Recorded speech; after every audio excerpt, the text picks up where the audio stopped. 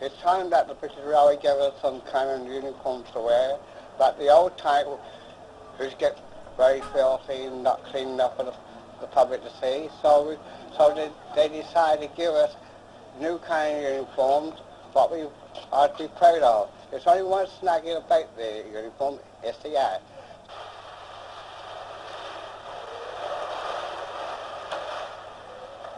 The new railway uniforms, well, that's one of the talking points in Salisbury that Frank Hennig and I have come to hear about, and will hear about, no doubt, more this week. I'm getting quite attached to my hat.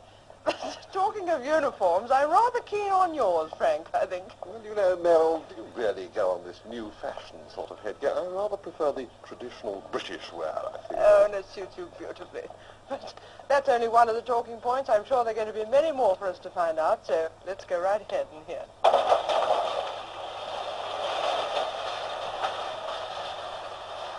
Well, I think it's different from the ordinary sort of cut that British Railways used to wear. And, well, of course, they are smartening up their station staff, but I think it would be better if they could smarten up their train services. The railway hat, isn't it? You're absolutely right. But do you know what the symbol means up there? No. No idea at all? No. Now, in your job, you're wearing an ordinary standard cap, if that's the right word. How would you feel about wearing one of these? All right. All right. Some people have said they're a bit sort of military, generic almost. What would you say about that? Well, they do look like that. But all told, you think it's really with it? Excuse me, madam, what do you think of my titfa? Oh, I think it's very natty. Yes, quite nice.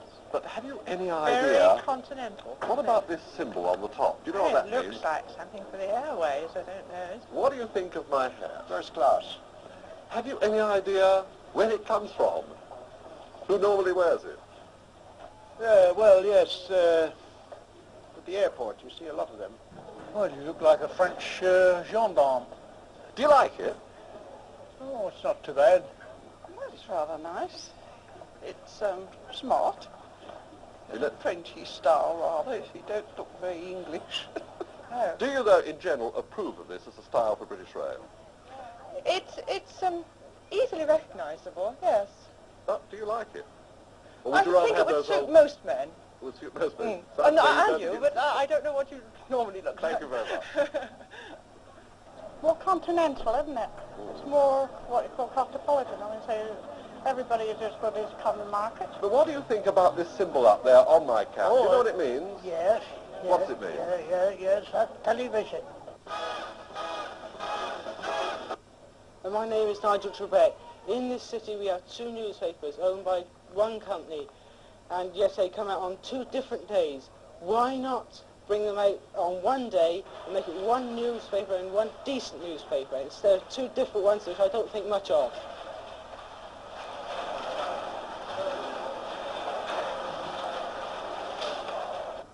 Now, when the control of these 2 papers was merged a couple of years ago, surely this was a golden opportunity for the 2 papers to be merged as well. This may have been so, but we were in a somewhat unfortunate position because of the Monopolies and Mergers Act, which came into force at that very time, and we were under instructions from the Board of Trade to keep the identity of these 2 newspapers in Salisbury going. So, in a sense, then, you were stuck with your 2 papers. Yes. But why, then, do you publish on succeeding days? I think the reason for that is that we felt that this was going to be a very difficult task for us to produce both of them on the same day, that is on a Friday, which they were before, from a purely technical point of view. And we felt also that if we produced one on Thursday and one on Friday, they had their separate identities, and then everybody has an opportunity to buy whichever one they like. Now, you'll agree with me, I think, that the national newspapers at the moment are in pretty dire distress. How is it that a confined rural area such as this can prosperously support 2 newspapers? It's the national press which is in a state of crisis at the moment, not the provincial press. We are here very largely, I think, in the provinces to inform and to disclose and expose and put into our papers a certain amount of entertainment as well for good value. Mr. Sanders, I've been carefully studying both your newspapers. Now, one must obviously forgive the duplication of news, but can you really forgive such things as word-for-word duplication of headlines? I accept the criticism as fair, but I don't think that it is strictly true in the majority of cases that the headlines are repeated and duplicated. It may happen on the smaller type of story, but certainly not on the larger, which probably deals with more serious issues. Now, let's be perfectly blunt about this. It has been suggested that a very good reason for having two newspapers is that it doubles your advertising revenue. How true is that? Well, this question is not strictly my province, but the short answer is that it is not true. Whereas before, under separate ownership, the advertisers had to pay a separate rate, those two separate rates was greater than the overall rate which is charged to them now. And in addition to that, our present circulation figures for the two papers is greater than it was a year ago when they were under separate ownership. But do you really feel that Salisbury produces enough news to dish it up on Thursday and then the same news all over again the next day? Yes, it is surprising that in this 36 hours between the time of the Journal going to press and the Salisbury Times, a considerable amount of news lands on our doorstep. My name is Noel Parker. We have ample evidence that society is moving towards atheism. Is it not time some practical use was made of the numerous churches around us? The most practical, with the priority, is for a medical center or first aid post so that people could be then cleared from there to hospital. I don't think that we are moving towards atheism in the way that the questioner suggests. Well, I think that he's got a lot there. Well, my first reaction to this comment is to say a loud hooray. In the church there is a life, and this life is centered in the church building. And I think if anybody doubts this, the best thing for them to do is to come along to a church on Sunday and discover the life which is really there. And there is also this to say, that it's from the life which is in the church now and always has been, that the social work in this country has sprung. I think far too many of our churches are only open on Sundays and have no further use in the week. And I think also that we could use many of our buildings and be more involved in the community. But the point is that if you take any of these old churches, such as ours, for example, and you wanted to change it into a medical center or a first aid post, you would have to spend such a colossal amount of money doing it. It would probably be cheaper to build a new and proper first aid post or medical center in the first place. These old buildings don't just lend themselves to adaptation in this sort of way.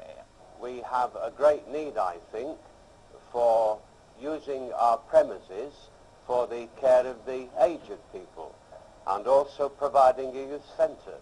Then too, I think the church in these days of housing problems ought to be more deeply involved in providing accommodation for homeless people, even in this city. I feel the churches are not really tackling the job as they should. They're too interested in their own affairs and their own little small groups, how they can arrange them. Whereas I feel that perhaps if some of the churches were closed down, if we were pushed out, there might be even a good thing if the state said, look here, we close all churches for a year, now you've got to jolly well get on as best you can. If there is a real need in this city of Salisbury for a medical centre, and if that need can only be met by the use of a particular building, shall we say my own church, then of course I will be happy, and I'm sure my superiors will be happy, and my parochial church council will be behind me 100% in allowing my church to be used for a medical centre. Let's pull down the walls and let's get out among the people, which is, after all, what the early disciples did and what the church has got to do, and not be so introspective as they are. The people are crying out for a lead from the church, and the church isn't giving it. We're too concerned with our own construction, with our own form and ceremony, instead of letting loose and getting out among the people. In fairness, though, it ought to be stated that already the church is somewhat involved in the work of social reform. For example, the Anglican Church has a home for unmarried mothers. Already it provides some accommodation for the elderly in housing. Many of our churches on their premises provide accommodation for various welfare organizations. And then to my own church here, we recently acquired and renovated the property next door, which is let to the Marriage Guidance Council, the Citizens Advice Bureau, and also we provide accommodation in a flat for one family. These, I think, are the lines along which the church ought to be working today. My name is Anne Brocklebank. I've lived in Salisbury all my life, and I think there's a serious lack of shops for teenagers. We've never had a chance. We haven't got anywhere to buy any clothes. Nobody wants to know if it's 4 inches above the knee or below. Where do you shop for your clothes? Well, Portsmouth mostly. Do you think there's enough variety here for young girls to suit your taste? No, not mine. That's why I go elsewhere. What do you think of clothes in Salisbury? I think they're coming up. I mean, they get most of the colours in here and everything like that, but they're very slow, but they do eventually get here. But the best thing to do is go to Southampton because they get there first. I must say your outfit is very smart. Where did you get it? I got it at the dress part at the Mitre House. In Salisbury? Yes.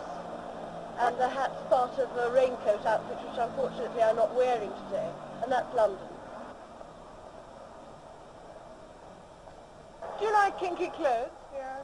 Do you think they're really with it in Salisbury? No, they're not, but I usually get buyer's mistakes in the sales because they're sort of little bit outre things that people locally won't buy, and I get genuine bargains, whereas in London I don't think I do.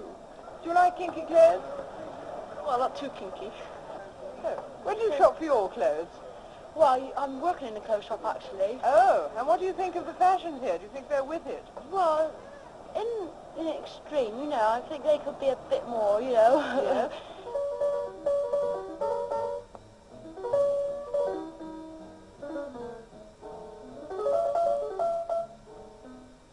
Well, I wondered what a quick tour of the stores in Salisbury might produce for Miss Mod 1967.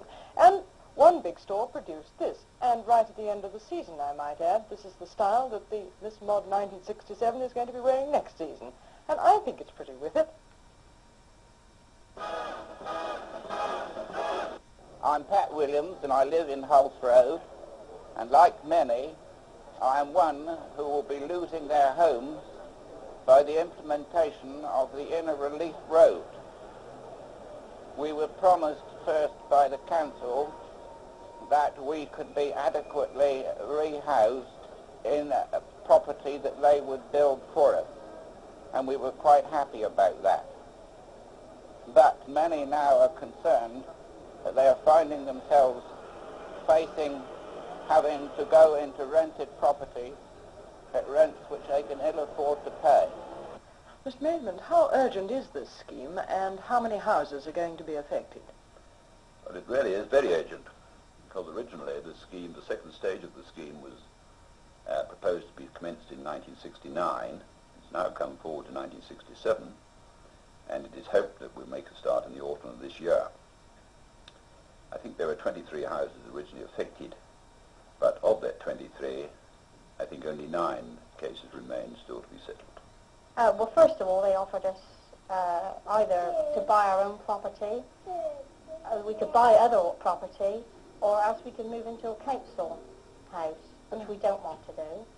We want to keep, keep our own property. Do you have a family? Yes, we have 3 boys. And what are your plans? Well, we haven't really decided yet, you see. Until we know, we can't make plans, can we?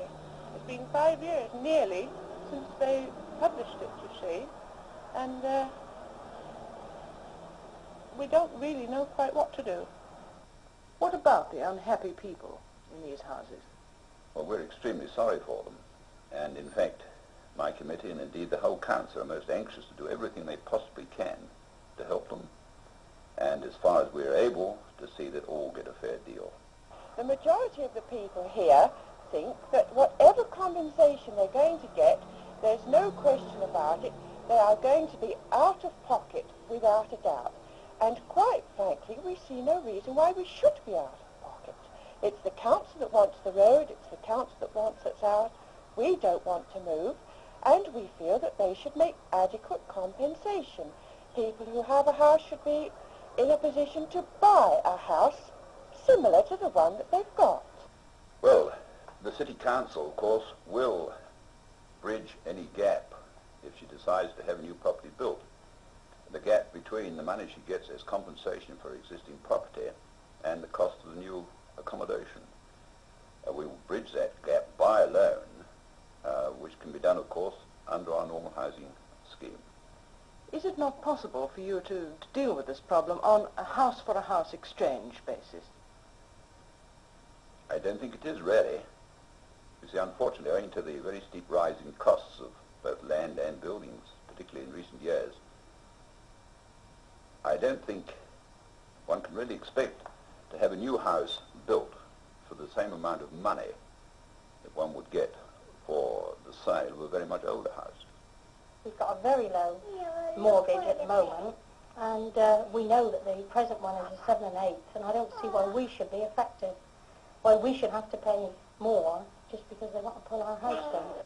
Well, we've been to the Ministry of Transport last week, and we are seeking some sort of clarification to the points they made in their recent circular, which concerns the grant which the ministry feels it should make to assist people who have been disturbed by road programs.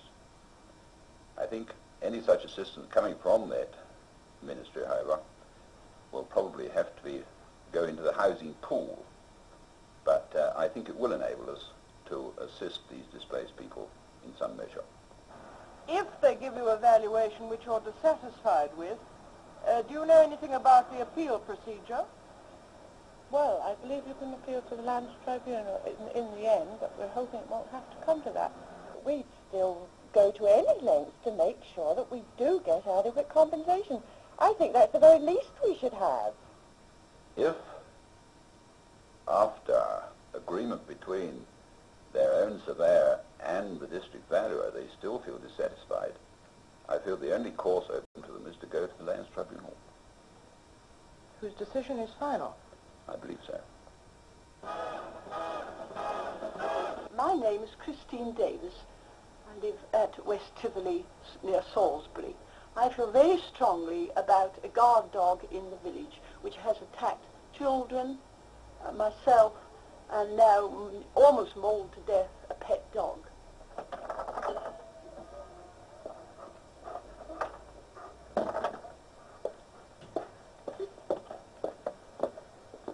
Well, this is the dog that has been given a bad name.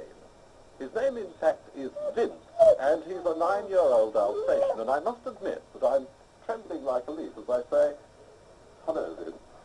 Well, Mrs. Barton, first of all, why the need for a guard dog in a country post office?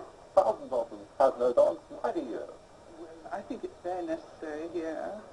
We have a business as well as the post office, and lots of things to guard. Wouldn't you admit that he's surely a bit frightening, at least to some children around the village? He's frightening, certainly, but we frequently have children round at the door to meet my children, and he runs up to them, well, as long as they don't run away and start screaming or anything of the kind, he's perfectly all right. Are you afraid of Vince, that dog at the post office? No, well, I don't think he's too bad at all. Well, he may be a bit dangerous, but I don't think he doesn't look dangerous, though. He's not very dangerous, really, I don't think. You ever got and talk to him? Sometimes. What happens then? He just growls. don't like him very much because he's a bit vicious. Has he ever been vicious to you? Or he's run after my legs before. It's been suggested that he's savaged, almost killed at least one dog. Well, I'm very sorry that it happened. But this particular dog was often in our garden, and Vince saw him and probably thought he would get him one of these days or something of that sort. I just don't know, but I'm sorry that that did occur. Vince just attacked it, tore it savagely, internally as well as externally. We had to go to the vet for 4 days. It walked it back, it was ill. Then for another week they didn't know whether it would live. We went to the chief inspector. The chief inspector said that unless he attacked a human being or a cloven hoof, nothing could possibly be done. And this is now leaving the whole village still in dread of anyone as a dog owner. The police have visited me, and apparently there's nothing they can do about this dog. They say he's allowed to bite every 6 months. Well now, I think I've news for the people of West Tivoli. I too have been in touch with the police, and this is what they have to say. If any person is concerned by the behavior of a dangerous dog, he should make a formal complaint to the police.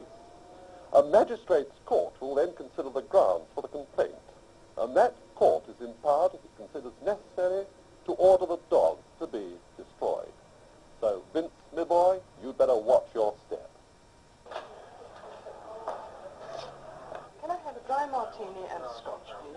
I'm terribly sorry, madam, I can't serve you in here. It's a gentleman's only bar. Gentlemen only? Like it? What does it mean? I haven't a clue, Mel. Oh, well, it looks as if I'll have to see the manager about this. Where is he? The manager's standing right behind you. Good heavens, I must say that this seems very feudal in 1967. Well, I don't know. It's been a policy of this part of the world in certain places not to have women in bars. Well, why do men feel they need to be in a bar on their own? Because they want to do work. Oh?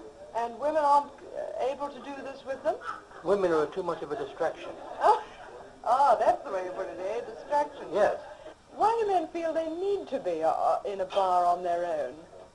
They never have been in this bar, and if a woman comes in, well, they walk out. Do you know of any other bars in other parts of the country that are like this for men only? I think the nearest one to here is in Oxford. Quite a long way away. Oh, yes. Well, what would happen if some unwary female wandered into this bar by mistake? Oh, yes, actually, we welcome a woman in the bar to a certain extent because she has to buy drinks to everybody else in the bar. That is the rule. Does she?